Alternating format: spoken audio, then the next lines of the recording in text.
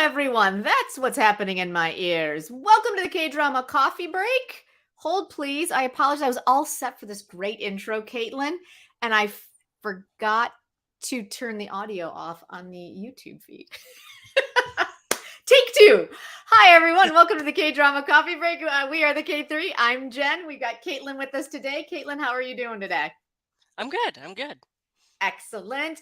We are K-drama fans just like you, and we are just here to hang out and talk about our watch list, which is why we call it a K-drama coffee break. We're just a bunch of K-drama BFFs hanging out, drinking some coffee. I did, as I said on Twitter, I am double-fisted on the venti Americanos today. And just hanging out talking about some K-dramas. If you are in the chat, we see you. Thank you so much for hanging out with us. If you are watching it on the replay, also, thank you. We love hearing your comments after you've watched it. And if you're on the podcast, thank you so much for listening. If you guys enjoyed it and you want to hear more of it, go ahead and give us that like so that all of the different sources are like, hey, this is fun. People enjoy it. We'll show more. I think that covers all of it, right, Caitlin? Yeah, I was a little off my game when I had like 15 different sounds in my head. How was your K-drama week, Caitlin? Well, everyone kind of gets comfy and gets settled in. Overall, it was good, except I had to like rush watch like 3 dramas because I decided to be social this week and not be a hermit in my apartment. What? So I didn't have as many nights to watch stuff, but that's awesome. But did you have a lovely time out in the world of the Windy City of Chicago? Nice. Yeah, I did. I did. It was nice. That's great. I love it. I am a hermit, and I still end up watching 3 hours worth of dramas Sunday morning before we go live. It happens every week. I'm like, I was telling Caitlin before we went live, I'm like, I was crushing my watch list, and then I went up walking to go get my coffee, and I'm like, oh my God, I completely forgot to watch Decoy. So I've only watched the first half hour of Decoy this week. Calvin's week was okay. Our Bloom, y'all, can't wait to get to that finale. Cannot wait to get to that finale. Like, I have to like probably read my notes while I'm on camera because I've forgotten it. That's how much. Oh, God, finale. Oh, dear Lord. Dear Lord. Who do we got out there? We've got High in the Sky. Good to see you. This is your first time in a live. High in the Sky. Hello. Welcome. Thank you so much for hanging out with us. Can't wait to hear from you about your watch list, about what you're enjoying, what you're not. We do have a poll going on as to which premiere that you like the most. It looks like Steeler the Treasure Keeper is taking a commanding lead. And nobody seems to have watched Pale Moon or Dr. Cha, so everyone's in the same boat as me, which is awesome. Amy B is getting caught up on the Dr. Romantic. We got that coming up next week, so that's cool. Let's see who we got there. We got Gina, we got Christabel, we got Calvin. Oh, such a great crew. Thanks, you guys. It's so good to see you all and hang out with you. And oh my goodness. So we've got, as we've been saying all week, this week was huge, Caitlin. We had 5. You know what, Gina? I'm not gonna lie, I had to go off the grid, but that's why my VPN was super, super handy. Because I fire up that VPN, I go off the grid, and my computer is saved. That's probably the reason why Pale Moon, nobody's watched that, because you have to use a VPN for that as well. Yeah. And I'm not gonna lie, the subject matter of Pale Moon just really did not call to me. I was just like, I probably would have checked it out if I was able to find it legally. Of course you would have, Caitlin. Of course. Yeah. I mean, I'm all the I'm your Makjang girl. Like, the crazier the plot line, the better. And yet you are not watching Pandora. No, I was about to say that. Pandora's on Hulu now. I am definitely going to check that out. When did it land on Hulu? This past week. They put up the first 3 episodes. 2 episodes. Oh, yeah. You got to get through those first couple of episodes. We're going to get to it. There's no werewolves. I know, right? No werewolves. I'm sorry. Yeah, damn it. Still waiting for that. I need them to do a werewolf. I know. You know what? Have we seen a werewolf K-drama? Not in my time. Not really. Not in the time I've been watching. I mean, the closest, it's not the same mythical creature, but like the closest I think we've gotten to is Gumios, but they transform into like a wolf, but that's not a werewolf, obviously. No. All right. Yeah. Let's see. I know, right? Oh, we only watched about 3 seconds of, you know what? Yeah, High in the Sky. Yeah, that's pretty much my whole that's just basically my whole response to the Dr. Cha whole thing. What is Dr. Cha about and where do you watch it? Let me see. Let's take a quick since we're talking premieres, let's jump it in. It is Netflix. So let's take a look at our ye old calendar. Dr. Cha's over here. It is Netflix, and it is essentially a story about a woman who gave up her career as a doctor to stay home and take care of her husband and children, which is, there's not a problem with that, but then he cheated on her and now she's angry. So that seems to be the basic overall thing, which I was like, yes. No, I'm good. Thank you. Even as much as I love Kim Byung-chul, him being just a weasel, that much of a weasel, I'm like, no, I'm okay. It's also all right, you guys. The reason why I'm not checking this out is because it seems like a huge comedy, which he does amazing with comedy, but comedy is just not my thing usually. And I love comedy, and I'm like, sometimes I'm okay. But if I hear good things about it, let me know, y'all, because I do. Oh, Calvin, Dr. Cha made me so angry. Okay.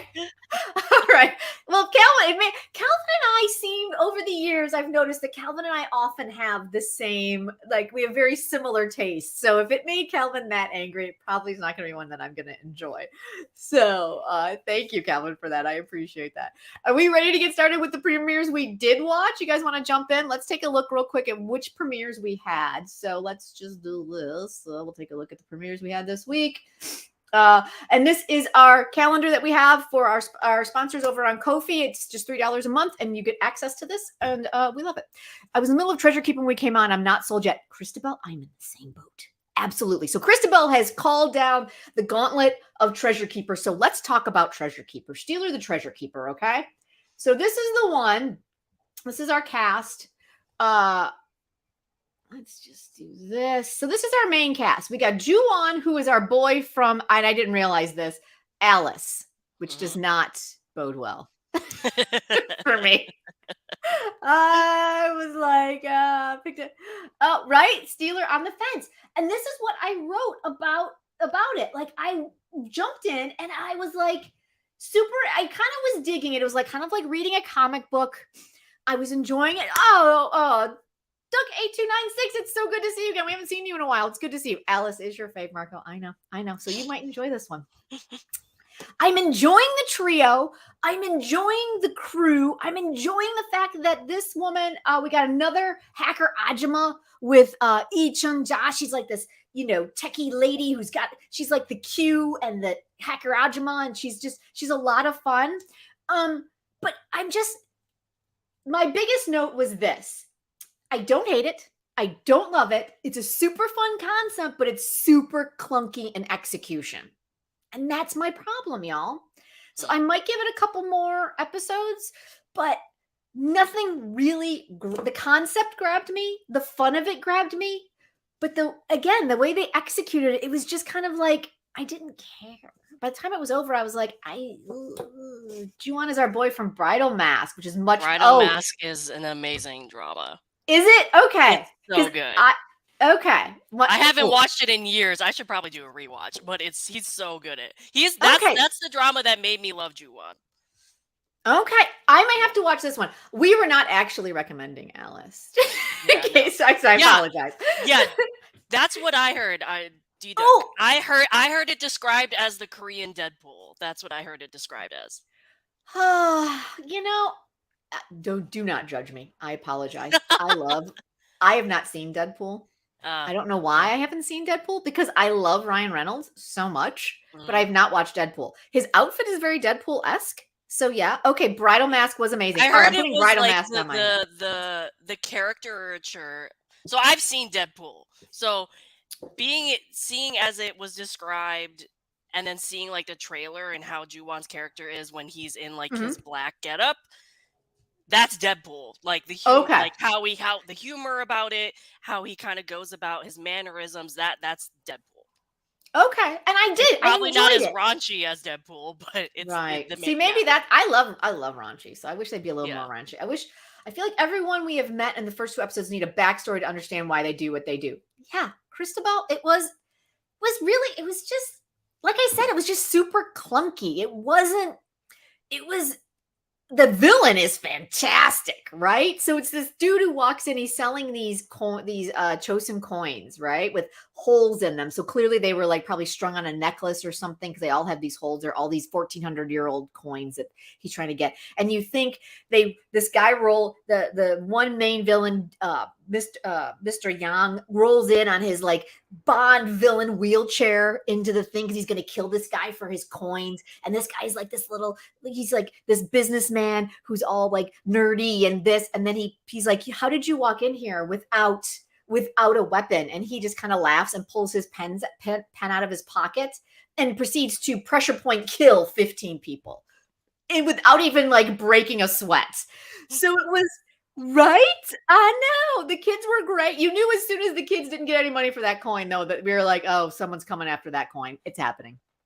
And so the villain is super cool. The Deadpool concept is super cool. Hacker Ajuma's, she's okay. I mean, I'm not hugely familiar with Choi Hwa-jung, who's the actress who's playing her. I didn't love her as much as Hacker Ajuma. Like, listen, from Healer. You can't really compare them. So hard because Kim Min. It is. Yes, I know. It's very hard. Yes. Is just my favorite. But there's a lot of fun elements to it. Right, exactly. Someone to come together and save the kids. Can we talk about the fact that young children living alone by themselves because everyone has died that was raising them is just such a what's the word I'm looking for, Caitlin? It is such an odd concept to me. It's not the word I'm looking for. Odd is not the right number, the word I'm looking for, but such a foreign concept to me, as in like different. Like it's just like, wait, why are these, like this girl's like 13 years old and raising her 8-year-old brother. It was really strange. And I know we see it a lot in K-drama, so I'm wondering if that's just the norm. It's okay, 926. Episode 1 was supposed to be set up, but at this point, I don't really care for the main characters. Hacker Ajuma is a bit over the top. Thank you. Exactly. Like she was just, everything is just like a half a beat off the rhythm that would have made this fantastic for me. That's kind of where I'm at with it. I'll probably give it a couple more episodes to see if it settles in. But yeah, it just, I didn't love it. I wanted to love it. I wanted to love it really bad. Let's see. Do I have any other great insights? I said, no. Oh, can we? You guys all know, based on me talking, I work in the location department here in Hollywood. And so I'm always like, when I look at like locations, I'm always, it's not that I'm not super nerdy about the locations, but I'm always curious about how they choose locations. Can we just talk about the fact that our villain's lair had a bowling alley in it for no apparent reason? No. I was like, this is so interesting. Like he just wheeled and they used the bowling lane to wheel his wheelchair down to have a full conversation in front of a full set of pins. And I was like, this is so interesting to me because like here in Hollywood, because this layer never is going to be used again, right? Because this guy, I know this is not a big spoiler. The guy with the pen killed everyone, including the man who we thought was the big bad in the wheelchair with this pen. So why was there a bowling alley, right? Every villain does need a bowling. Like I'm kind of now into it, right? But it's just in LA and Hollywood, they would have put what they call like, I forget, I don't even know what they call it, to be honest, but they would have put like basically a block in front of that bowling alley and made it into like a fireplace or something. They would have completely covered it as a bowling alley. But that's what I love about K-dramas. They're like, it's a bowling alley. Nobody cares. Just go. We'll just use the lane. It's perfect. What's the big deal? It's just like, okay. Are we going to use one of the pins? Is the guy going to pull a pin and like hit him in the head with it? Like, we get nothing. Nope. Didn't even acknowledge there was a bowling alley in the middle of this like historical cultural archives off like lair. We're not watching Taxi Driver, Jen. I don't think. I was just like, anyway, I just had to bring that up because I was just like, why is there a bowling alley in the middle of this set? Just like, okay, sure. Oh God. All right, guys. So that was Stealer Treasure Keeper. So it sounds like that was the one that was our favorite premiere of the week, but not everyone wasn't really super on board with it. So what the other one that I watched this week was RA DEBORAH. Did anybody watch that one? My cat is jumping around like crazy on the floor over here. RA DEBORAH, I actually really enjoyed. Did anyone else watch that one? Let's see. Where are my This notes? was not for me, so I did not watch No, God, no. Oh, no. I would. That On is so. Twitter, people seem to like it, but no. Yeah. I knew I was not going to watch this one. But I will say this. At first, I was very hesitant with the concept, right? Because the concept, just if you guys haven't watched it, you did start. I found myself skipping ahead. Okay, totally. The concept is that she is a relationship kind of radio expert, right? And so she gives expert advice on how to be in a relationship. And then our boy, let's pull this up here because I get that. I plan to watch, but not yet. So we've got Yoon Na, who I forget how good she is at comedy. And I don't mean over the top comedy where you're just like, that's a lot, you need to stop now. But I'm talking about just line delivery and just being funny, right? She's so good at it. And her boyfriend is Hwang Chang-sung, and he's hilarious and just being just a doofus, right? But she thinks they're getting engaged because they've been dating for a while, and she is a relationship expert. And then Yoon Hyung Min, who's playing Lee Soo Hyuk, which I really wish it was. I mean, listen, I love Yoon Hyung Min, but you guys know my love of Lee Soo Hyuk, so I would pass out.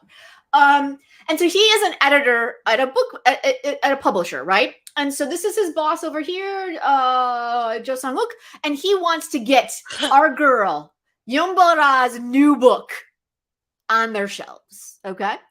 And our boy Lee Soo Hyuk is like, no, this is stupid. Yeah, I does feel like it's been done before, Christabel. Their chemistry is good. The imaginary scenes were hilarious. It was fun. And I thought the best scenes though, you guys, were when our girl Bora was in the radio studio and just eviscerating girls who were sending in their stories about how badly their boyfriends treated them and how can they make it work. And she's like, you can't make it work. Why would you let him do that to you? You just need to walk away. You're going to find a new man. I was just like, I love her so much. And I love the whole radio, that whole setup. Yeah, I'm not sure it's going to go the distance. Their chemistry is kind of cute, but it's, typical. He's a cranky man who thinks she's, what she has to say is just it's not important or stupid. And she's, she's a woman who loves love. And it seems very retread. But I will say the writing actually shockingly is not horribly cringe inducing, which I thought was what was going to happen. Let's see. What is everybody else saying? The imaginary scenes were hilarious. I feel like Yoon is kind of dialing it in on this one. Yeah, I don't know. It's interesting. Like let's see. What are my notes saying? The dating interview work is, some of the analogies though, y'all, I really did appreciate. My first note is this dating equals an interview analogy bit is hilarious. She's talking to her friend who's doing her makeup to go on this big date with her boyfriend. How many episodes is it? It is, hold please. It's 14, which is random. It's a random number.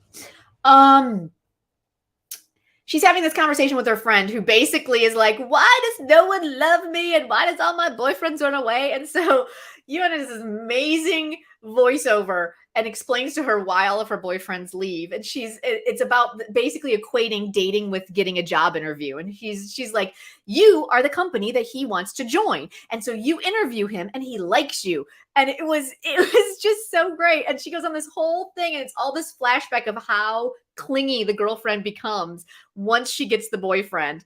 And it was comedically beautiful. And so there's moments like that I think are what's keeping me hanging in there. This is also on Amazon Prime. Yes, Amazon Prime. Yep. So it's there. Yeah. So it's like the writing is pretty good, but overall, I'm gonna keep going, but I'm not sure it's gonna go the distance. What are you guys all thinking? Let's see. We got, the radio show scenes were the best, right, Christabel? Like she was just on fire, and I loved it. Loved it. I did love the fact that our boy Lee Soo Hyuk gets dumped in the first episode because he's not a good boyfriend at all. Is it the same tone as Business Proposal? I would say yes and no. Where I thought Business Proposal was more,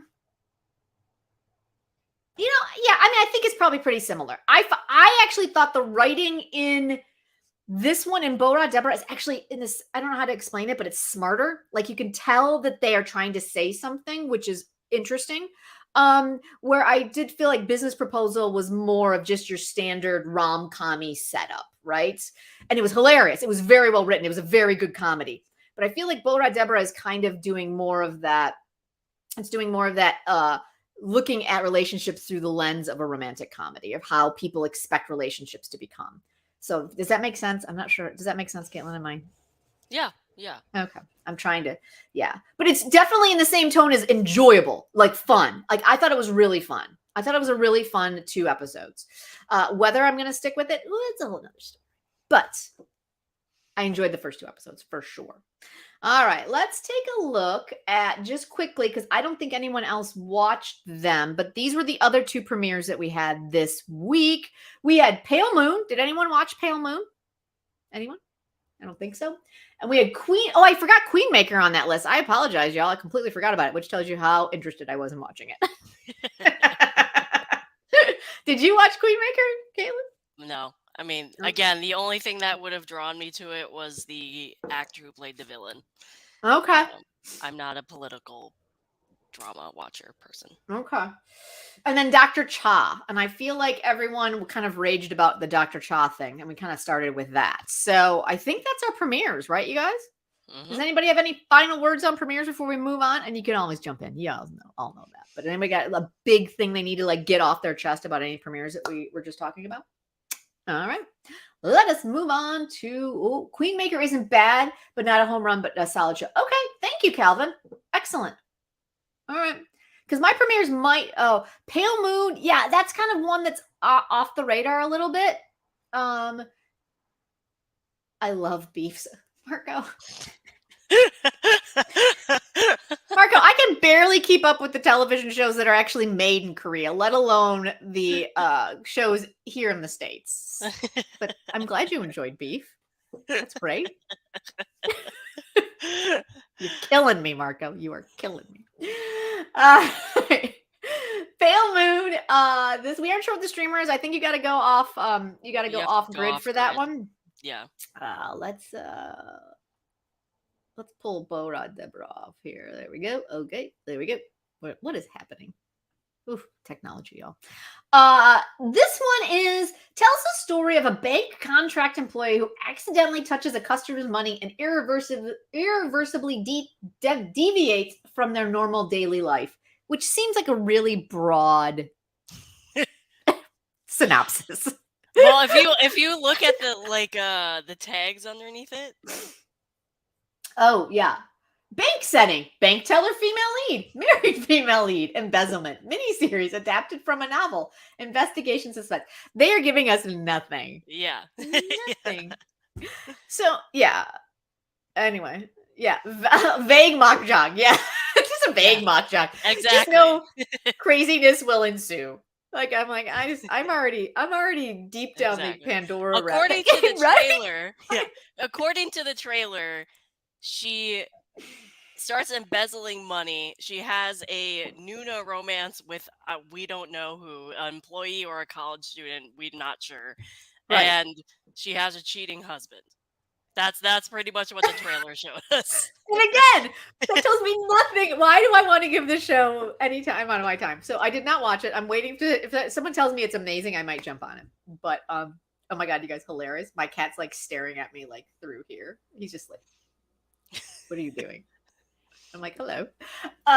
So yeah, so that those are our premieres. So let's take a look at our finale, because I feel like that's really where the juice is coming in this K-drama coffee break today. Oh my goodness. All right. Our finales were Our Blooming Youth, Call It Love, which I don't think anyone in our crew is watching. The QUEENMAKER was a one-off. So there we go. Taxi Driver 2, An Unintentional Love Story. So let's just start with Monday and work our way across. Our Bloomin' Youth, y'all. Holy bejesus. All right. The amount of notes that I wrote on this, and I was just basically yelling. I don't even, this is, I had to like actually review my notes because it was so anticlimactic that I barely remember what happened. Like, I don't know. I don't even know what. Let's see. Okay. Is this really this is my first note. Is this really the time to spend so many of the precious minutes we have left on the Queen's budding romance that started this whole mess? Let's go. Right? Right, exactly, Gina. I felt like I had to finish it because I dedicated so many hours already. I had to say that I completed it. But I didn't understand. I don't understand the whys of why this story became the story. The quibble with our Quibble River with Blooming Youth. They really wasted it. Yes, Calvin. 20 episodes. 20, y'all. Just to get to the point where, and correct me if I'm wrong, you guys, but I think they gave us 20 episodes all to get to the point where the Crown Prince goes to the people who were accused to be bandits and gives them the support of the palace, which was the whole fight for the entire show. So, and then the Queen, who was of the Song clan from this town that got decimated, which I'm not, because of, I honestly don't even know why this town got decimated. They sent a petition to the governor, and the governor then decimates the town. And she's pregnant when this happens. It's just so convoluted, all to get down to the point where the Queen was one of these people, miraculously ends up becoming the Queen, pregnant with her husband's baby from this town, and then decides to wreak revenge on the entire King clan of the Yi family. Right? Absolutely. Second male lead, unnecessary heartbreak. They really could not have given him that pain. Exactly. It was completely unnecessary. But at the end, he's just like, it's okay. I'm good. He's like, have you gone to Minji yet? Because she shouldn't be sitting there alone, buddy. And I'm just like, okay, I mean, I'm glad you weren't like a crazy weirdo that, yeah, I just like the sergeant is this, and again, I like literally put little musical notes around it because he's the smartest man in the room. The man was the smartest man in the room. I don't understand how he didn't get a better storyline. Yeah, I had a feeling that the show was going to be a miss when I saw a few beginning episodes. Oh my God. Shaved down to 16. Duck 8926. It could have been 12 with the amount of story they covered. I'm so glad I dropped this at like killed her husband, took her stuff, killed her people, and in the end they made her go crazy. Thank you, Calvin. Right? Like it was just, high in the sky. It was so painful. Great cast. Oh my God. Gina, I think if it was a 12 episode quick-paced show, we all would be raving about it right now.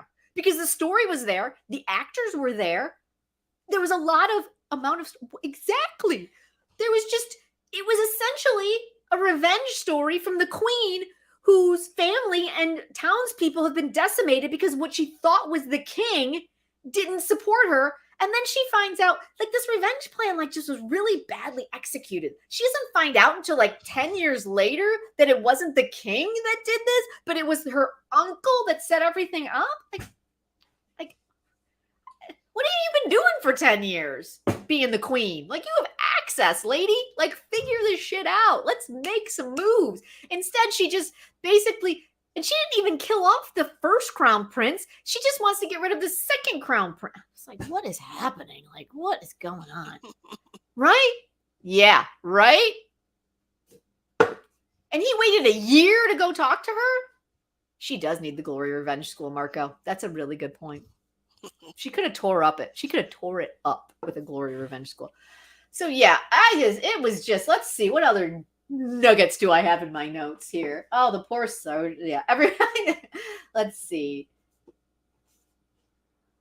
As I said, thank you, Crown Prince, for spelling this plan out for me because woo, this is not a good one. Yeah, it was just, boys are dumb. Like, I kept writing that. Like, I couldn't believe how stupid some of these plans were. Like, I was like, what are you doing? Like, why is this happening? Yeah, whole thing because of misunderstanding. No one talks. Thank you. Okay, 926. Like, I'm like, it's just called a conversation, y'all. Yeah, it was a mess. It was a hot mess. Yeah. Let's see. Oh, and then this was my other thing. I was like, that's the kiss that we get after 20 episodes. Like, if you're gonna tease this whole thing, like, at least make it memorable. It was just like that smash your faces together. Oh, yeah. Right, Victoria? Like, I'm not saying that we couldn't have I didn't enjoy parts of it. I thought that the relationship that the Crown Prince and Minjae had, it was enjoyable to a point, but I didn't think they had burning chemistry. Like, I wasn't like completely enthralled by it, but they had a beautiful friendship that evolved into romance, which was nice. I thought that our coroner and his assistant slash girlfriend, I loved them to the end. Like, they were hilarious. I thought that the relationship that the Crown Prince had with his siblings was beautiful, and that he sent his deposed, actually not even deposed, I don't even know what you would call it when you find out that your Grand Prince brother is actually the son of someone else. But he sent him to the governor of our sergeant governor of the town, so he took care of all these people. But yeah, it was just bad. It just when we say stick the landing, this did anything but. It was just, oof. At least the second lead is new to me, but I am looking for, yes. That second lead, do you guys remember, what, I think I mentioned it a few, Tawanda, hey, it's good to see you. I would have liked the ending to be open with them chasing. Right, Dangerous Wife, yes. Yes, Tawanda, yes. I would have enjoyed that too. I kind of wanted our little foursome to just become like this traveling crime-solving quad. Dangerous Wife. If you guys have watched that is a bonkers mahjong. Bonkers. And our cheekbone sergeant was kind of the boy toy next door. And we were all like, who is this? When we were watching it then. So yeah. He was also in The Lies Within, which was very good. I did see that one. Why do I not remember him? Who was in that? He was a support role. He wasn't he was among the cast, but he wasn't like a lead role. He was one of the cops. I missed him in that, but I did enjoy Lies Within. Oh, Doug 8926. I sort of had a problem with the main girl's diction. In Sagbooks, they're basically speaking in Shakespearean Korean. It sounds, okay. Yeah, you would probably notice that more than we did, but yeah. He also was in The Crown Clown and was fantastic in that. Oh my God, that's right. He was like the key. He was like the main. Yes, I loved him in that. Like bodyguard person. Yes, that's right. And he also was in Crime Puzzle, which is another fantastic crime drama.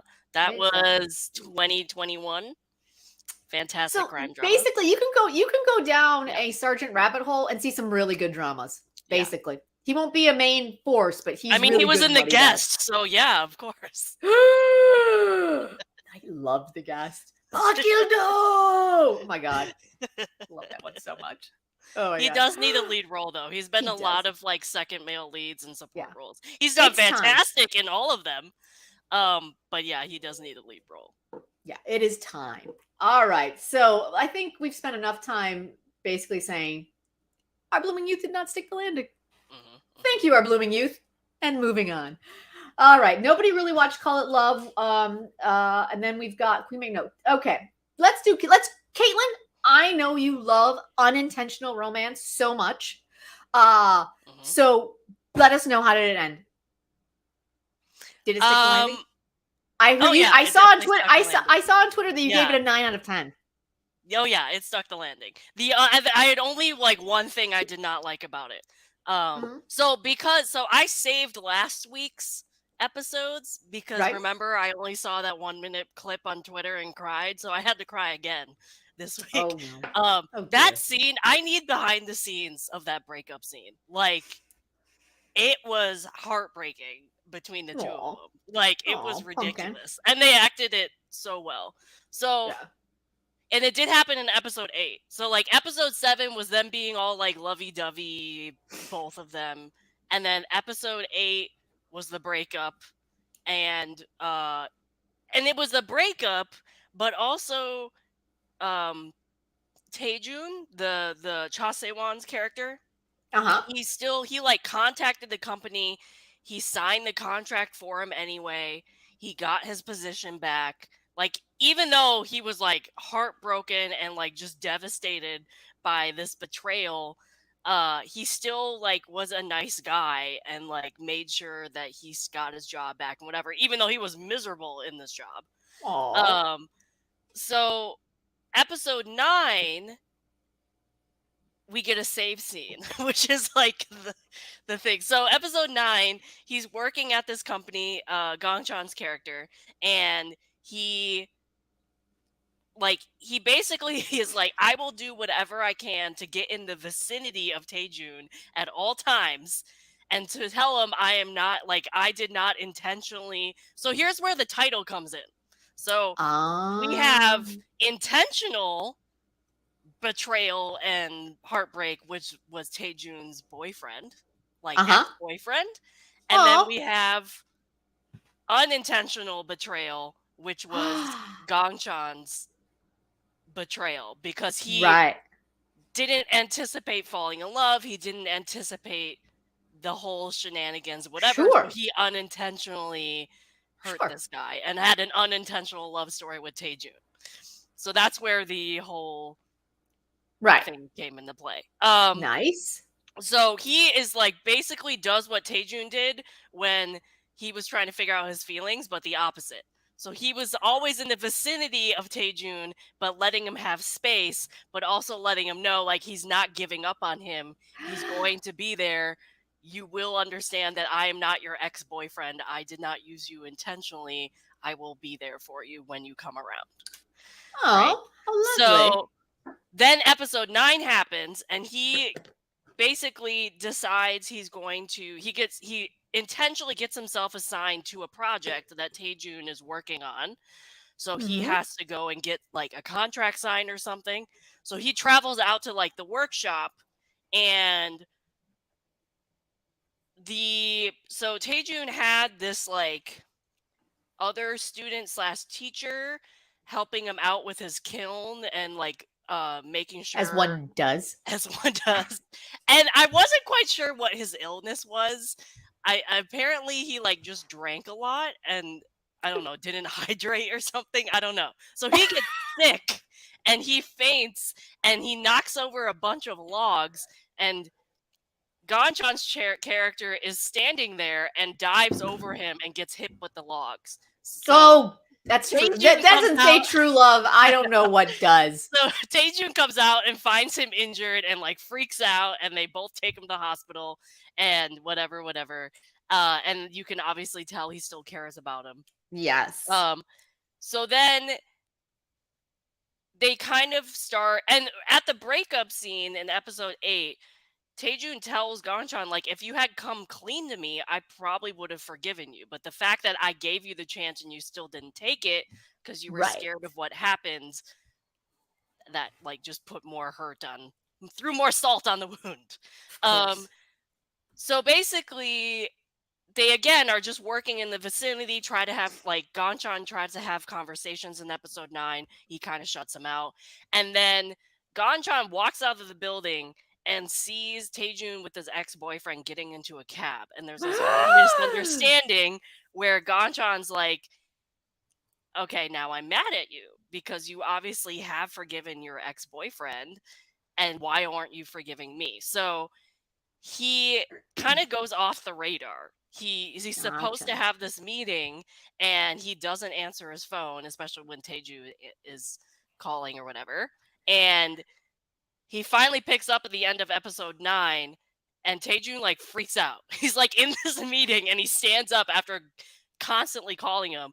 And Gong Chan basically is like, I'm giving up. Like, you got into that taxi with your ex. I've tried all I can try to convince you that I'm not going anywhere, and I'm sorry. And that kind of put in a light bulb with Taejun saying like, oh crap, I need to go do something because it's clearly a misunderstanding. And then episode 10 is him running and like explaining the situation and then making up and then celebrating Christmas together and all that stuff. Yay! Okay.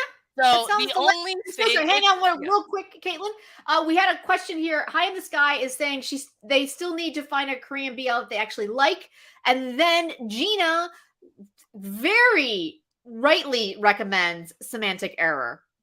Love that one. It's probably my favorite that I've watched. So highly recommend that one. Sorry, I just wanted to jump in there and make sure that anybody else who may be looking for good BLs, it sounds like Unintentional Love Story also goes on that list, right, Caitlin? Yeah, the only thing I will say, the second couple did not get enough screen time. Damn it! That's a couple I really was into. It had a very open ending for them. It had a tragic backstory. Oh my god. Okay. So we find out the reason why the coffee owner does not has kind of been pushing the guy off is because the coffee owner's father found out that he was in high school, found out that he was gay, and he kicks him out and beats him up. So he's on this step, this front stoop of the waiter's mother's house in high school, and the mother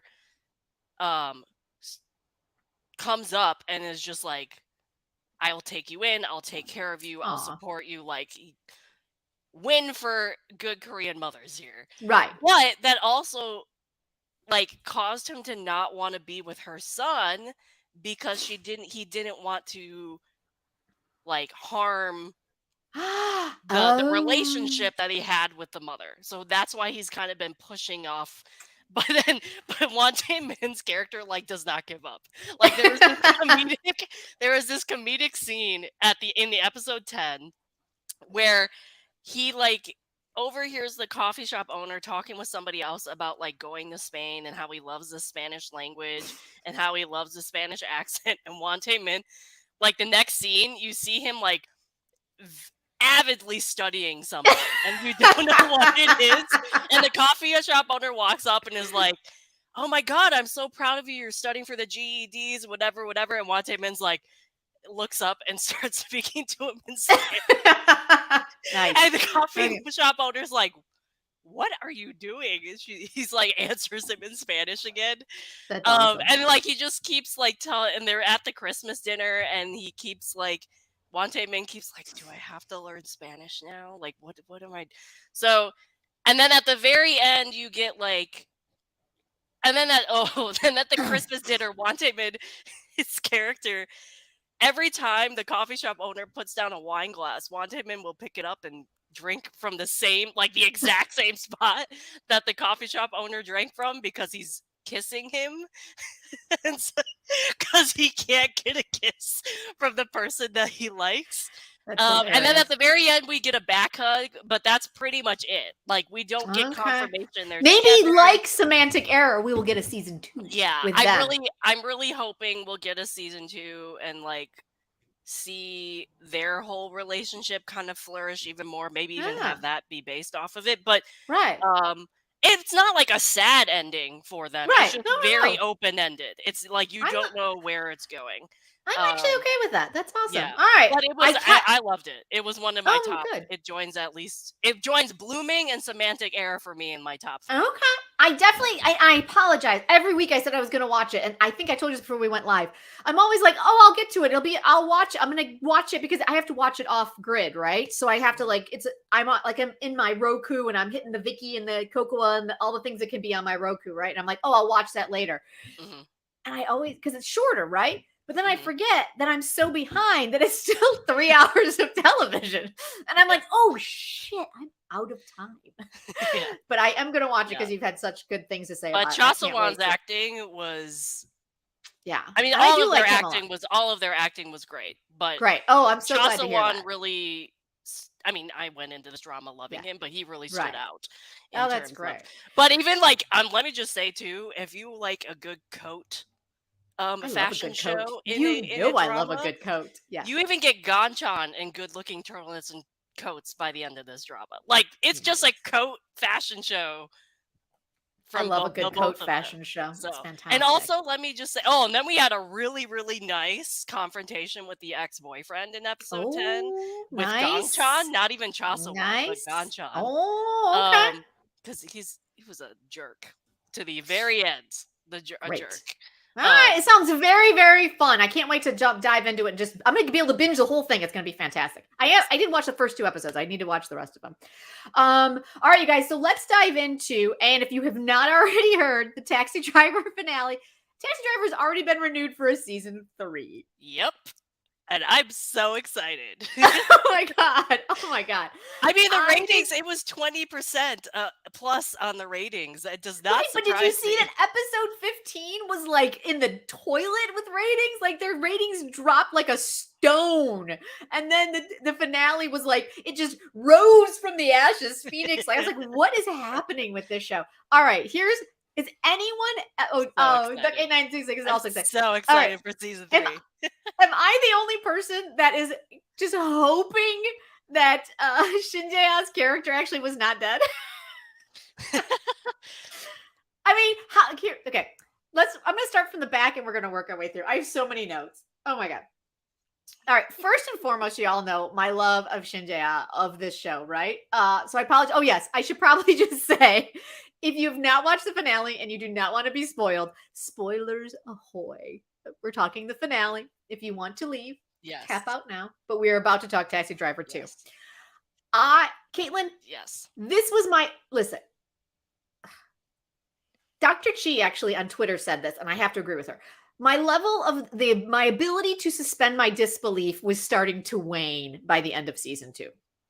Where they're taking season 3, it looks like they're going to give us Moon Chae-won. Hopefully, I would love that. There obviously was some history with whatever happened on that military base. So I was kind of into that. So I was kind of intrigued.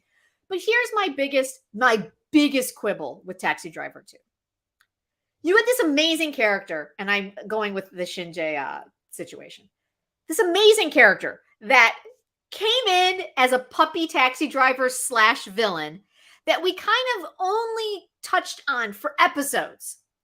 Then in the final episode, we find out not only was this poor boy, this whole show was about saving people from being horribly abused, right?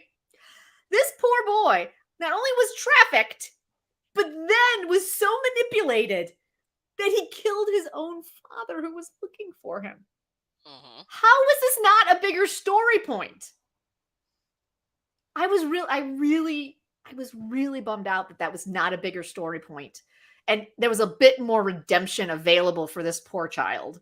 And I really, as I said on Twitter, I think that Shin Jae-ha does a great job as a villain, but in the next show, I need him either to be a villain who loves the villainy, like he totally embraces it and he became a villain because he wants to be a villain, or we need to have him just be a good guy, because I can't watch another character of his take a header off a building because the society wronged him as a child and made him into a complete lunatic. That's my biggest quibble. What do you think about that? I didn't mind the ending. I mean, I did not foresee either him or the priest lasting to season 3. So I didn't either. I anticipated the deaths. I mean, thank you, Dr. Chi. I was okay with him dying. It's not that I wasn't okay with him dying. I just felt that that character was just so much more, was so richer than what they gave it the opportunity to breathe and explore, I thought. I don't understand. I don't think, like, how do you think they would have expanded on it? I don't know. Other than adding like another episode. I'm saying, like, if they would have found out sooner, I would say Mr. Jong is the smartest man in the room. I don't care. I mean, I love Lee Jae-hoon. He's amazing. But Mr. Jong is really the one who figured everything out. He's the one who always is like, oh yeah, I found this. Oh, I was handed this. Oh, look at this. Like, I love him, right? I absolutely love him. I wish we could have found out earlier about this backstory for Ha-jun, right? And then he could have gone to jail. He could have been utilized later in maybe a season 3. He didn't need to die. I mean, he kind of needed to die because he killed his own dad. But I thought that it was just kind of a waste of a setup. It just seemed like such a huge thing. He wasn't just a one-off character, right? Mm-hmm. He was a character we had spent 16 episodes with. Right. So yeah. So I thought he was underutilized. I agree. Yes. Season 2 was good, but I didn't have a sense of urgency that I felt in season 1. Yeah. I mean, I enjoyed it. I didn't dislike it. I thought the ending was, I thought for someone that Mr. Jong actually kind of felt some compassion for, that they really acted super casual about him taking a header off a building and then just drove off with him laying there. I was like, what's happening? What's going on? He's got his feet kicked up, talking to people on the radio, directing traffic so that they can get out of there. Okay. I was like, he's dead. He's bleeding out off the building. Like, hello. Nope. Okay. Right. I personally I didn't mind the ending because it was a redemptive thing for him. It was also a revenge thing for him. I honestly didn't mind the ending because I think that was his only option. Like, he would have his remorse of killing Dr. Chi. You said we didn't see remorse for killing Dad. I don't think he needed to show remorse. His remorse was killing the priest for him. That was his remorse. I honestly, I just didn't, I thought it was a very fitting ending because he took his revenge. He didn't want to stay locked in a jail cell. He would have killed himself anyway. Yeah. I'll give you all that. But I feel like there was. You just want him to show up in season 3. That is what you want him. It's not necessarily you were not okay with the ending. You just wanted him to be in season 3. You know what? I would have been okay. Let's back up. So I think the ending would have, his ending would have been okay with me if maybe we have learned about what had happened, if he had learned about it a little bit sooner, right? And maybe helped our rainbow taxi people to do that one last thing, right? I just felt like they played him as the maniacal, like, off-kilter villain up until the end and then gave him a very rushed ending. I'm not saying that, oh my God, hi, this guy, I think this thing's going to be like a 10 season banger for sure. Yeah. I will agree. I think they could have done more with his character, maybe with the ending, but I think the ending would have been the same. Like, even if they had revealed that to him in episode 13 or 14, his whole thing was he saved the guy from getting shot. Like, that was his thanks for them revealing his past to him or whatever. Yes. And then him taking his own life because he didn't want to be locked up and getting his revenge at the same time. Like, he did, with that one action, he did all of the things people have been asking for. Then maybe my complaint is that it was rushed. It's not that I dislike the ending. I just felt that it was very rushed. I guess I don't see how it could not have played out that way. Like, how it wouldn't seem rushed even if they revealed it in episode 14 or 13 and gave us that same ending. Like, maybe it seems rushed because they revealed it in episode 15, 16, and then did it by the end. But if they had done that, if they had revealed it in 14 and 15 and kept the same ending, would it have seemed rushed at the same time? I don't know. I just didn't like it. Listen, I can debate the finer points of how it should have been written because of, but I'm not the writer. I was surprised they were still really fighting at the end despite his commission, but I feel like that was just a lot of, like, rage at each other overall.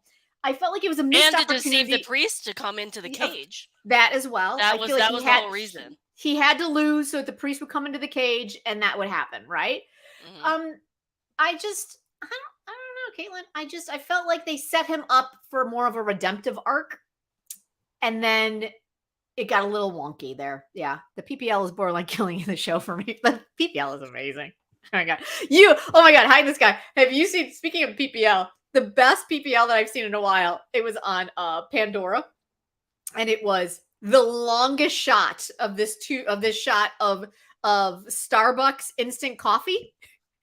And a hand pouring it in, and the water, and the stirring, and the whole thing. And then they lift it up, and it's SangYoon just looking, scowling at it. And the guy says, "It's delicious and refreshing, isn't it?" And he goes, "It's okay." He puts it down. I loved it. I also love SangYoon. Anyway, so back to our debate, Caitlin, because I love them. Yeah, listen, I I feel like maybe just as an acting standpoint, I thought Shin Jae-a's chemistry with both Mr. Jong and Lee Jae-yoon, was so good. Like, I feel like there was, I don't know. I just feel like there was more I feel like they could have done more with that character, especially with the beefy backstory that they ended up giving him the last 10 minutes of the series. That's just my thought. Right. Yeah.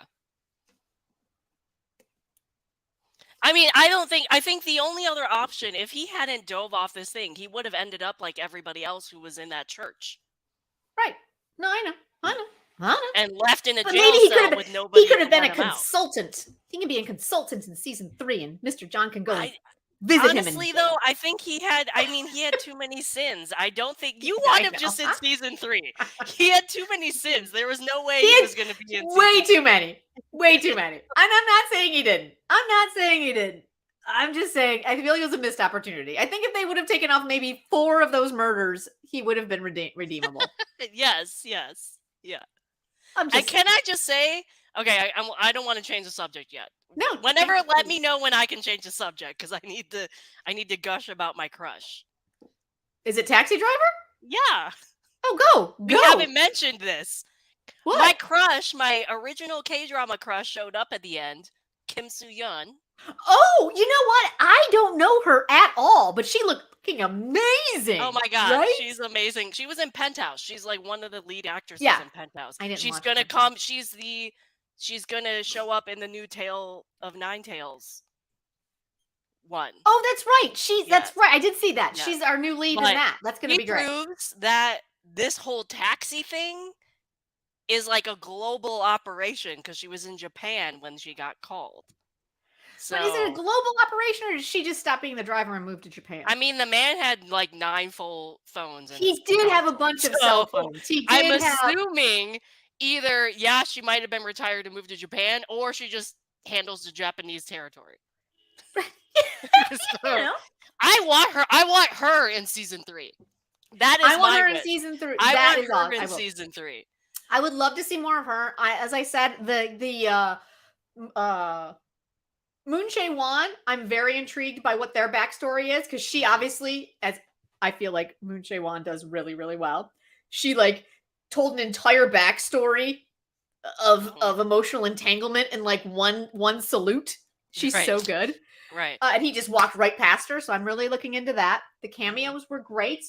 I think going back, I apologize, we're now going back. I think we're going to move quickly through this, but just kind of talking about the story. I just feel like the bishop manipulating the An Ha-jun character into killing his own father was such a huge plot point that I felt like it just deserved more attention. That's basically what I was like, holy shit. Even in my notes, it's in all caps. I mean, I pretty much talk in all caps, so I guess it shouldn't be shocking that my notes are I will agree. I do agree with you. I do not think season 2 was as good as season 1, but I will say I probably liked it better than you did. Probably. Because like I looked on MDL, I gave season 1 like an 8.5. I give this probably like an 8. Okay. So I don't remember what I gave season 1. I don't remember. I enjoyed season 1. I think Dr. Chi, what happened to the church people? The church people, remember the 2 like mechanic people put like sleeping gas or something in that church, and then they basically locked them all in jail cells and left them there. Like nobody's there to let them out. It's an abandoned prison. So all these people What is with Mr. Jong locking people up in hideaway prisons that nobody has access to? God, like, please. We don't know if that drug dealer from season 1 is dead. Please let her show up again. Oh my god, I would love her. Her and Kim So-yeon together. Oh my god. I would love that. I would love that. Yeah, I would absolutely love it. But yes, that's what happened to the church people, is they basically got put in jail and with like throw the key away. Yeah. Can we also talk? This is completely superficial, but dear God, the wigs that they made these poor men, the mechanics, wear, like I just could not anymore. I think that was the point. I mean, the point was like the comedic was like they did. I hope Isan comes back. God, I hope she comes back. I really do. Yeah. I really do. I would love to see her in season 3. I kind of miss, I mean, maybe that was honestly, that comes a good idea in terms of High in the Sky. Isam in season 3, maybe that was one thing we were missing in season 2. They had no prosecution connection. They did, but it was so loose. It was loose. Like the guy just I did have to laugh in like episode 16. Maybe he just like waltzed into the prosecutor office into their case files with like no key or whatever, and like just like went to the case file. I was like, if a prosecutor was on their team, the prosecutor would have gotten that. Right. Like, and there was one thing that they did miss. Yeah. I feel like you're correct. I think they did miss that aspect as well. I just thought, again, it goes back to my suspension of disbelief. I have a really good time with it. It's very much fantasy fulfillment of righting wrongs and getting justice for people. And I really do enjoy that. But at some point, you're just like, wait, what? How are you here? Like, what is happening? Is this part of the plan? Like, what? I do hope season 3 kind of goes, and I think you'll agree with this, and I'm sure everybody in the chat will too. I hope season 3 kind of goes back to the formula of season 1, where, because I didn't mind the weekly cases in season 2. What I did mind is that it all connected to one big bad guy again. Maybe I'm just getting sick of that because I watch so many crime dramas, but like I kind of hate that unless they build it up, like like Decoy, for example, kind of built that from the very beginning. Yeah. I don't really like that anymore. And so I'm hoping maybe we'll get a big bad guy in season 3, but maybe set it up from like episode 10 or something, episode 9. And I think that's it. Yeah. I agree with you, High in the Sky. Like they did replace a lot of that heartfelt stuff that you enjoyed and the relationships between people with a lot of the wacky comedy. And I enjoy comedy, but I was just like, is this really, who's believing what is happening right now? Like, I mean, I get it, but it was like almost like watching sketch comedy, like massive amounts of sketch comedy just strung together. His lunatic in the prison, I was just like, what is that? What? He had a lot of fun with that character. He did. I mean, he had a great time. I'm not saying he didn't have a great time, but as someone who was watching it, I felt like I was back at Second City watching a lot of really bad sketch where I'm just like, what is happening? Like, okay, like I get it. I get the joke. Moving on. Oh, you're still doing that. Okay. For 10 minutes. I was just like, it was just, they really just kind of ramped that up. None of them have partners or kids, made me sad for them, right? Yeah. There was a baddie behind a baddie and yet another baddie. Yeah. And that's the thing. Like they just magically, all of the people who got in their taxi was somehow related to the bishop. Like, it's just like, really? Yeah. It wasn't like they started something and they're like, this is an intricate network of crime and we will go after it. It was just like, oh, they're all connected. It's like, wait, what? Come on. But I think they threw him in because they needed a final boss. That's what they needed. No. They needed a final boss. And even though Shinjae, like your guy, Shinjae, wasn't the final boss. He was the mini boss before the final boss. He was a mini boss. He was a mini boss that was manipulated into being down his boss. Well, you got your answer. He's going to be another drama full of villains, so maybe that will be your answer. I hope he's like a villain, like he's the mastermind. Like I would enjoy that. Yeah. Like enjoy your villainy, not like, oh my God, I was manipulated as a small child into killing my dad. Like what? Like what is this story? Anyway. All right, y'all. We still have shows to talk about. So let's do it. It's already we've already been talking for an hour. I love you guys so much. Thank you so much for this. Okay, let's see. What do we have? What is on our weekly list? Let's see what we got. What is everybody watching, y'all? I want to say thank you to everyone who encouraged me to drop Romantic Guest House. Because I did. I dropped it. Quibble from High in the Sky. She just clicks like 3 keys every time for 5 seconds. Oh my God, I know. Our girl. I will say that is my one true, but I'm really sad. And y'all know from my time with VIP that Pyoye Jin, I couldn't even watch her for the longest time because I was just get so enraged. And now I'm really sad that her 2 shows are gone. I'm not going to see her for a while. I'm like, Really, she's grown on me. Well done, Pyoye-jin. All right, so this is our watch list. So we've got, all right, Caitlin, I don't know if we've got 15 minutes for Oasis, but go. It has become the revenge show that I absolutely love. Excellent. So, all right, so is it becoming the Count of Monte Cristo? Yeah, totally. Okay, great. Yeah. Excellent. So, it's my favorite, the one I'm watching. And basically, they're just gearing up for the revenge that's going to happen. Okay, that's fantastic. I love it. Yeah. All right. All right, and that finale is what, next week, I think? No. We're on, this was 11 and 12. We still have 2 weeks. Okay, so we've got 2 more weeks. 2 more weeks on that. Okay. Yeah. All right, cool. So we'll definitely dive more into that. I apologize. We're already at 105. So we gotta move on. Unless everybody wants to talk about Oasis. But if I remember correctly, there's only a few people out there talking. There's only a few, and I don't think the person, I don't remember if she's here or not. Right? I'm still watching Guest House and Oasis. Oasis is starting to not make sense. Right? I know. There's something you just like, after a while, you're just like, wait, who, what, why? Like, I'm just a complete mess, right? We know okay. See, Christabel, now we know the prince is Rand. See, yeah, once I saw that about the romantic guest house, that they now changed who the prince was, and I just can't. I'm just done. I just couldn't keep up. I was done. But keep me posted. If it's worth it, I might jump back in. But I love Kang Hoon, and I'm really bummed out that they sidelined him again. Doohak is okay. All right, next week. So basically, it's I'm trying to remember. Okay, so short story. He survived being shot. What? He survived being shot. He ends up in Japan. This is what Count of Monte Cristo comes in. Right. Survives being shot, ends up in Japan, gets taken in by a Korean businessman, and heals and works for him. He works for the Yakuza, so now he has like additional scars on him. Wait, it's Mr. Sunshine? What's happening? And 3 years go by. So he's in Japan for 3 years, and everybody thinks he's dead.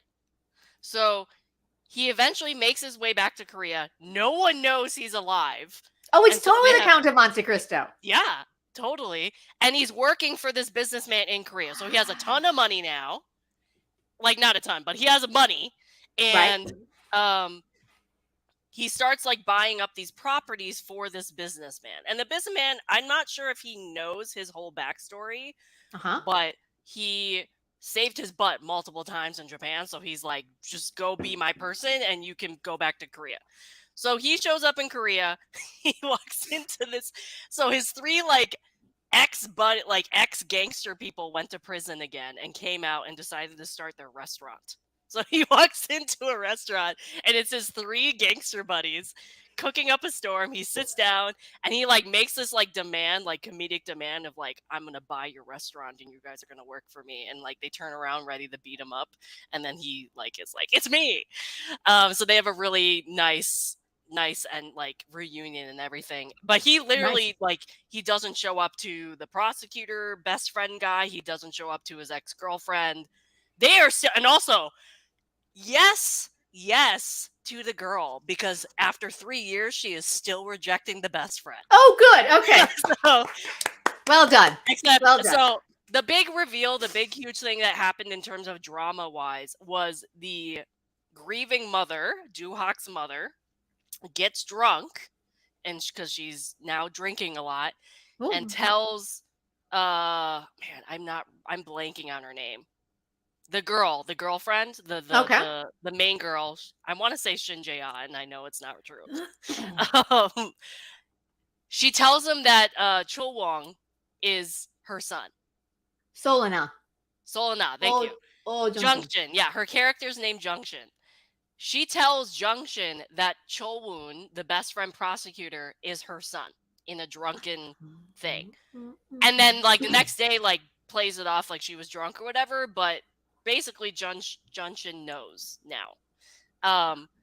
So at the very end, so then you have like Doohak driving around and kind of keeping tabs on people secretly and whatever. No one knows he is alive. And then at the end of episode 12, he shows up to Junction and says, I'm still alive, and gives her a back hug.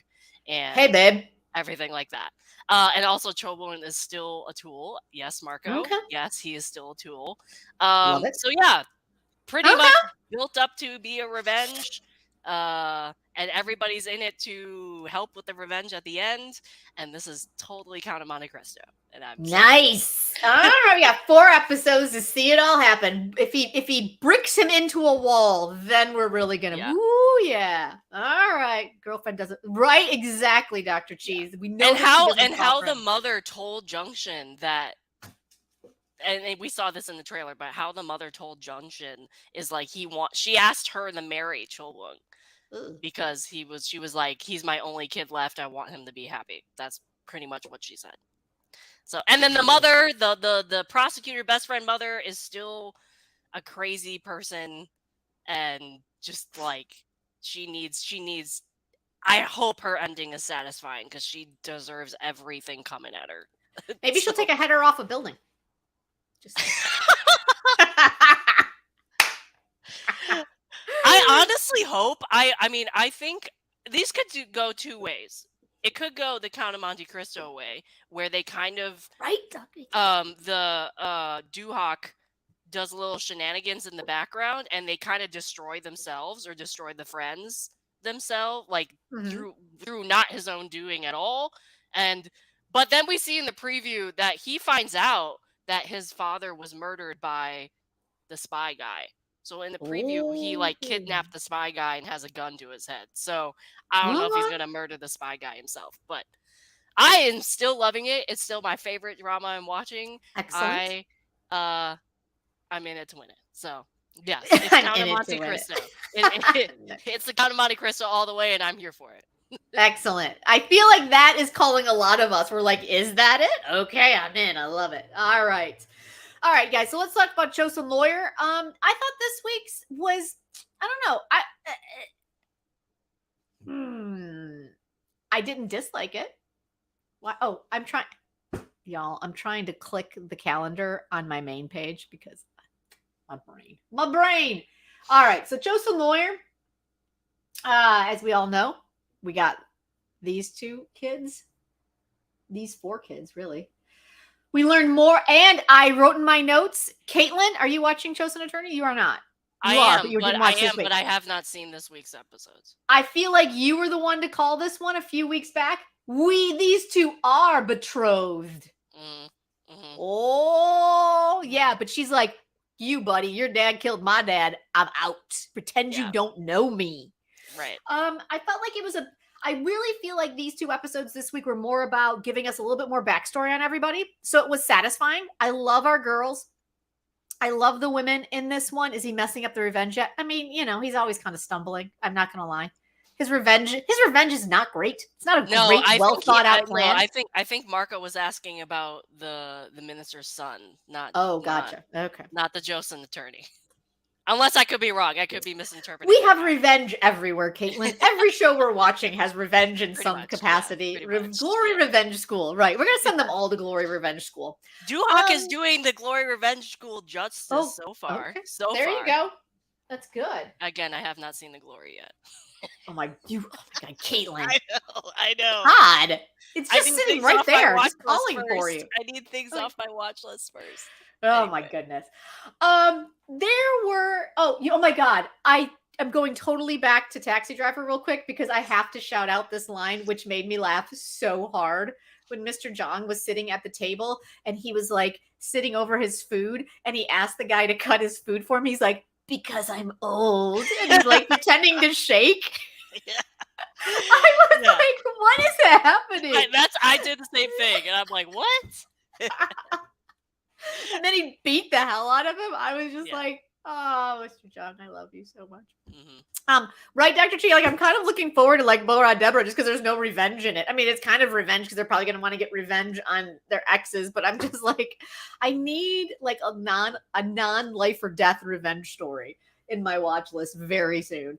All right, so Chosen Attorney. Okay, here's the thing about Chosen Attorney, which I'm loving.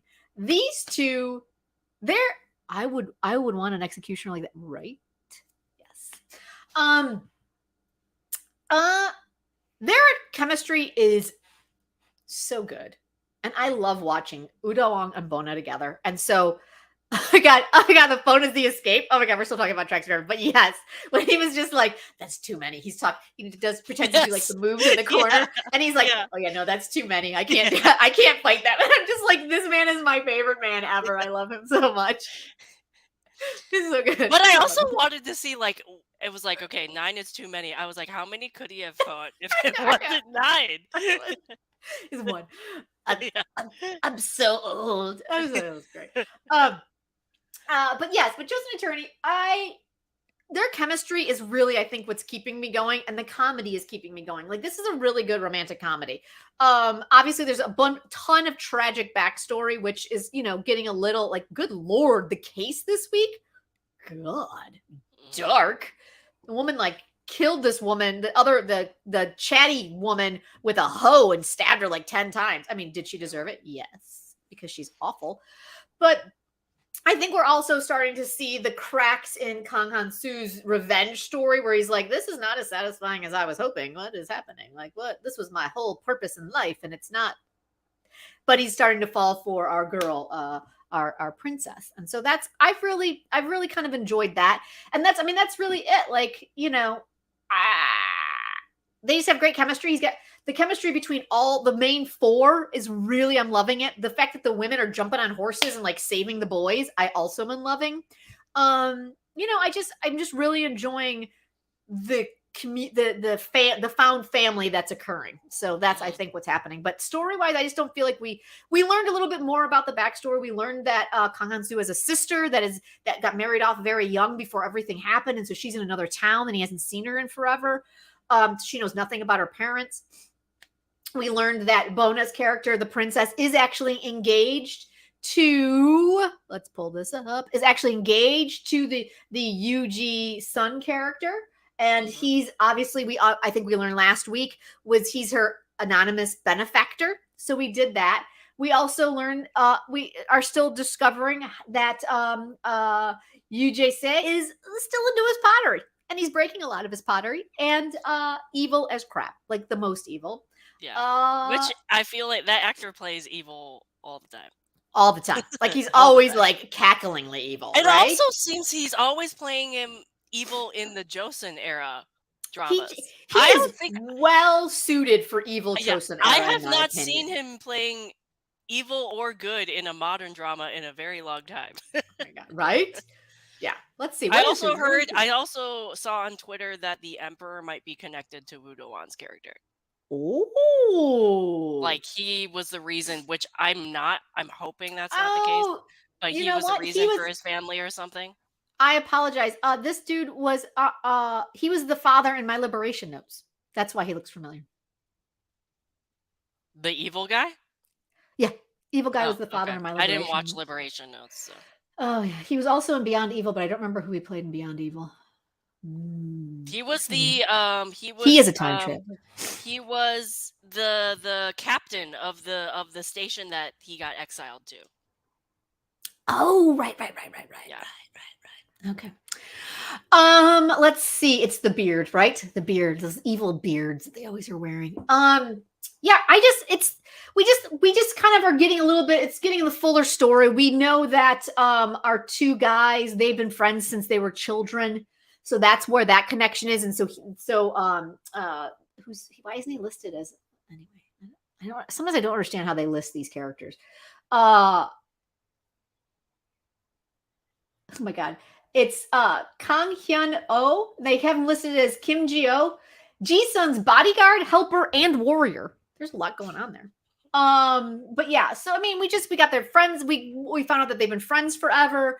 We just got there's a lot of backstory, I felt like, this week, but basically just solidified that I can't wait for the romance to really start pinging with these 2, because they have great romantic comedy chemistry, and I dig it. So that's really all I got, unfortunately, for Joseon Attorney. There really wasn't a lot story-wise that happened, but yeah. All right, so let's move on, because holy bejesus, we have so many things to talk about. All right, next up is, all right, Caitlin, Decoy season 2. Go. Boom. I am. Hold on. Okay, so Decoy season 2. As you know, was not. I'm trying to talk and put on lip balm at the same time. Jen, stop. Go ahead, Caitlin.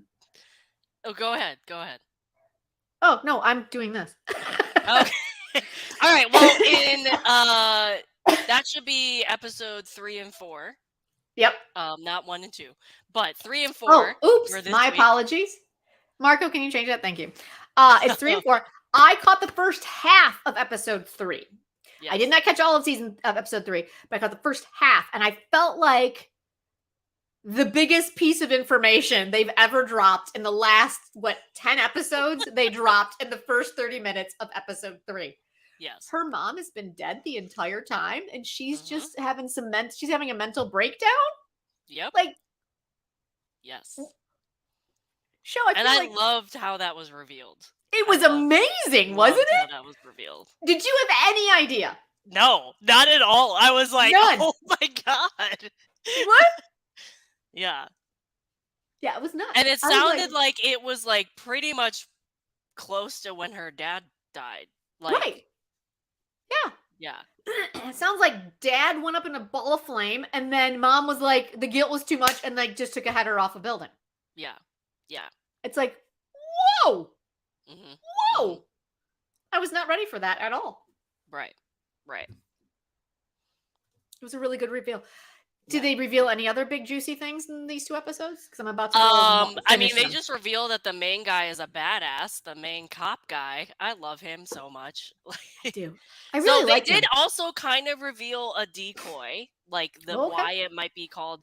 They actually said decoy in the I saw that. I did get that far. And they were like, he's throwing out a decoy, and I'm like, decoy.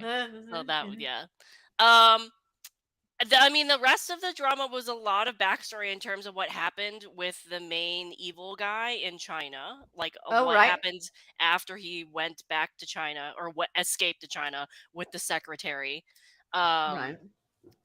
She turned into a drunk person. She couldn't handle what they had done. And then she went back to Korea, and that's when the first murder happened, because she was the first one to be murdered. She was the first one. Okay. Yeah. So they kind of like filled in that gap between him escaping to China and her first murder.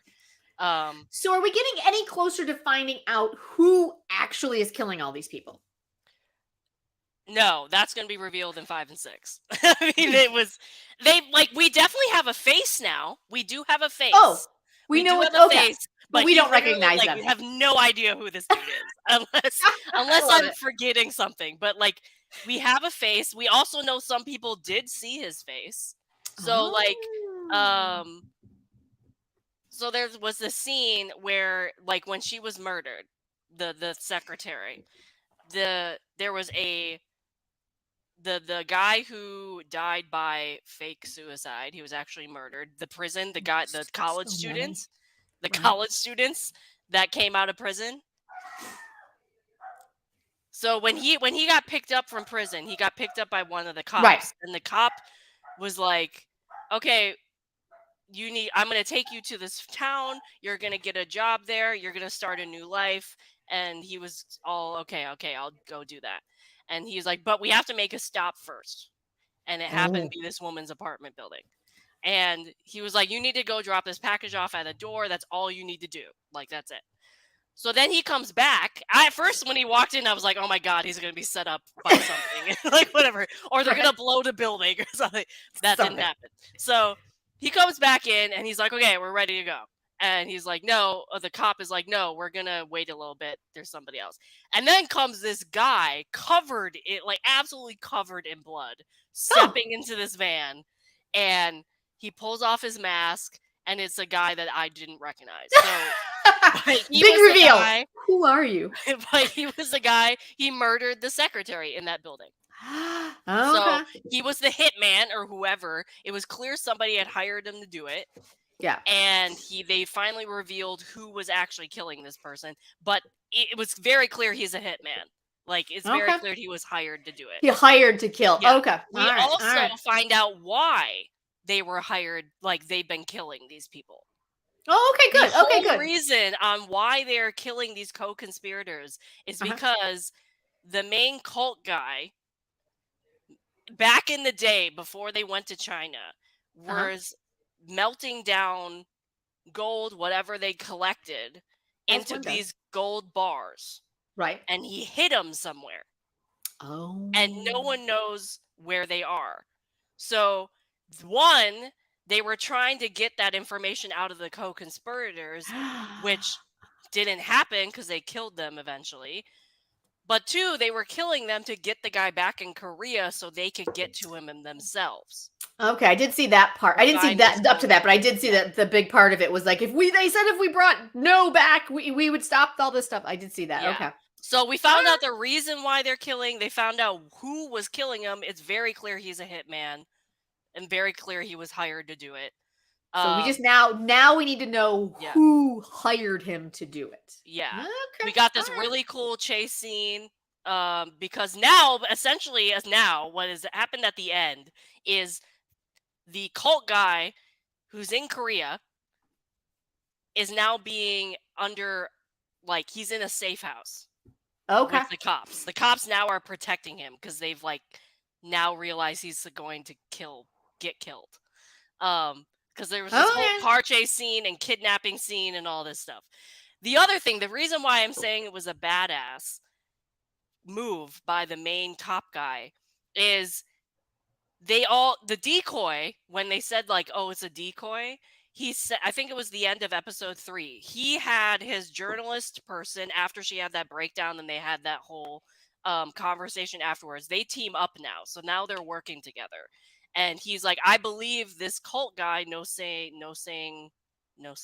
I think is his name. What is his name? It is. It's Nosing. Anyway, he's like, I believe the guy's alive. I believe he's in Korea.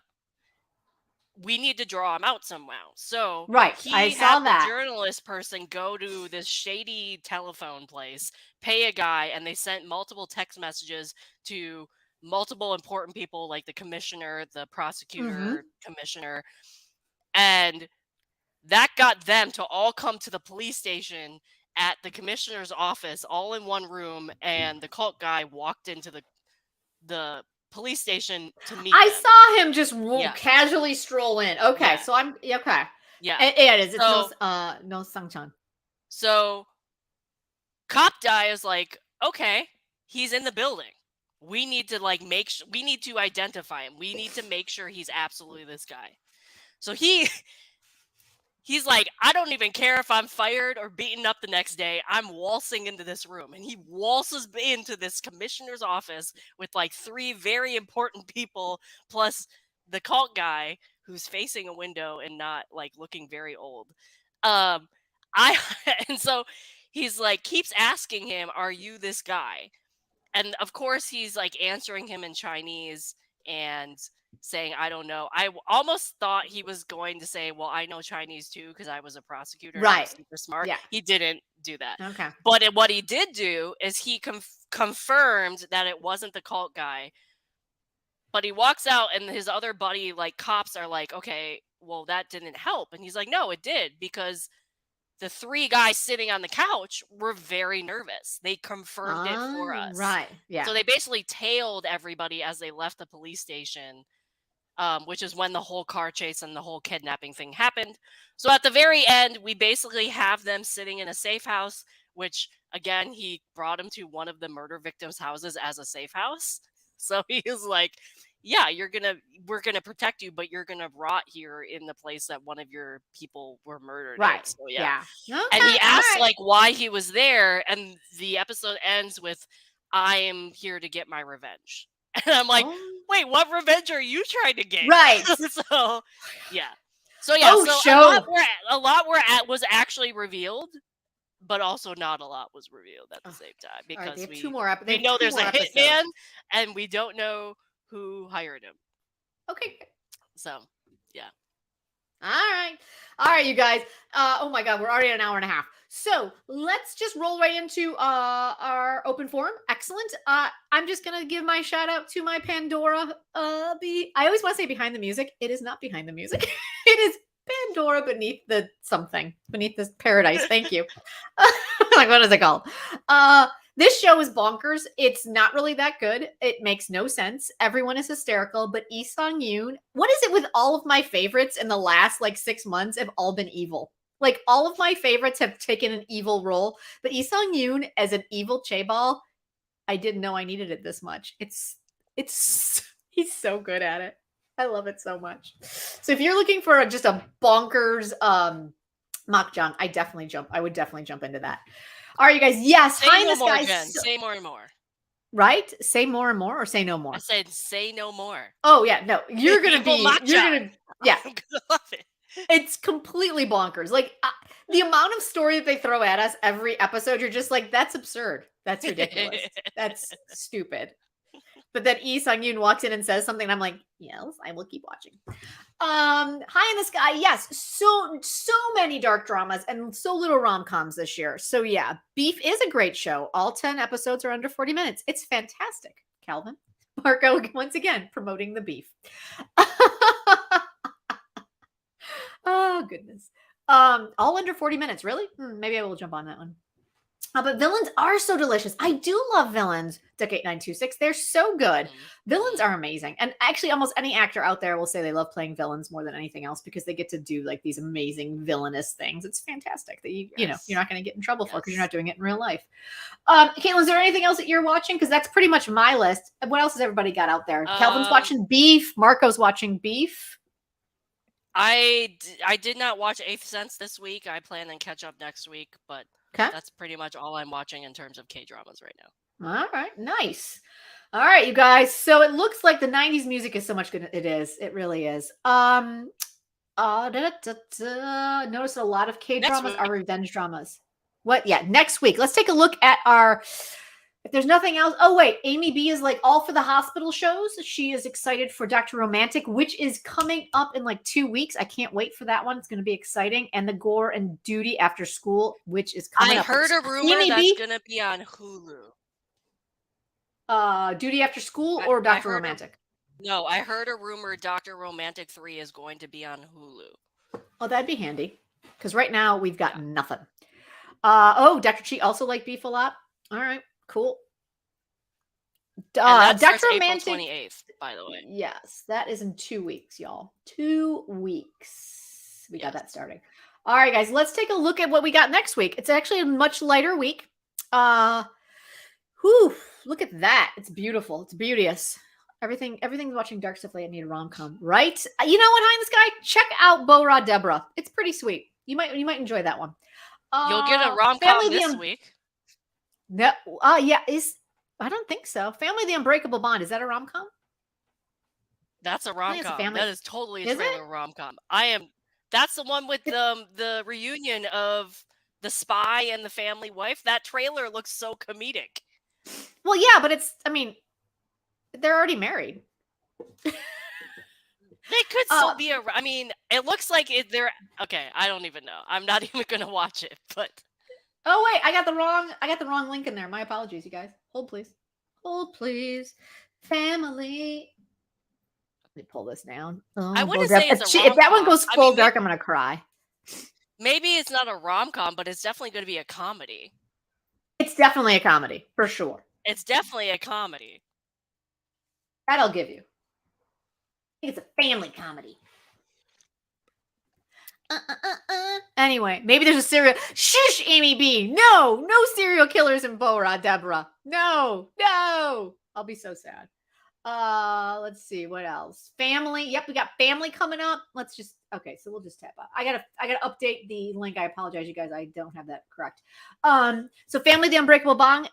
It is the Jang reunion of Jungkook and Jangnara, which is exciting. It's like their 4th drama together, which is amazing, looks like it's going to be pretty funny. It's kind of the Mr. and Mrs. Smith sort of thing idea there, though I'm not sure how much Jangnara's character knows. I don't think Jangnara is a spy. I don't think she is either, but she has some secret going from what I've gathered, right? Yeah. All the Liquors is finale, but I don't think any of us were actually watching that one. The big one for me, though, y'all, is Duty After School is coming back on Friday. And we're going to get 4 episodes that are going to drop. Right now, Vicky only has 2, but I think they've updated that to 4. And that is the part 2. But can you guys take a look at this? Look at this poster. Here's my question for you. In this poster, we've got our dearly departed platoon leader. But he's the main focus of this poster. So here's my question. Did that show up because they did all the posters at once and this was supposed to be everything was supposed to drop at one time? Or is this poster coming out because he's alive? These are my questions. What do you think? I think everybody wants them to be alive. I know, right? I think everybody wants them to be alive, right? Oh my God. And then we also, this Friday, we have Decoy Season 2. Yes, Amy, mute, please. If you have not finished Season 1, mute. Oh my God, yes, mute. Good God, so sorry. My apologies. And to answer your question, there are people still alive for Part 2. Oh my God, there's so many people still alive, yes. Oh my God, I would love it if he was a zombie. I would love it if they all turned into zombies. That'd be fantastic. Well, they're not. They would be hybrids. Right? Oh my God. All right. So it sounds like next week we'll be talking mostly about duty after school. So I'm super, super excited about that, you guys. Decoy 2 also ends. It does. It also ends. But I feel like the big juggernaut one is going to be duty after school next week, right? All right. All right, you guys. Does anybody have any final thoughts, any comments that they need? Is anything that we didn't cover? My God, we've been talking about K-dramas for an hour and a half and I love it. And I'm actually, oh my God, nope, I'm almost finished with my second coffee. So the 2 ventis really was what was needed for this one. Caitlin, you got any last final moments, thoughts before we sign off? Nope, I think I'm all talked out of K-dramas today. All right, you guys. Thank you so much. If you're hanging out in the live and you enjoyed this, give us a like if you could. It helps us out. If you're listening on any of the replays, whether it is the replay here on YouTube or on our podcast, give us a follow, give us a like. Let us know what you're looking forward to, what you want to hear. Oh, Marco, I have one last thing. I'm sorry. Okay. Can we just say we never went back to that first case in TD2? I know. I love that. Thank you. I realized that as well. Like, what was that? What was that case? Maybe it's Season 3. Maybe they introduced Season 3 at the beginning of Season 2. That would be hilarious. Yeah, that's ridiculous. Abs, yes, right? Oh, goodness. Thank you, everyone, for coming and hanging out with us, and we will see you guys next week. Bye. KDrama Coffee Break, signing off.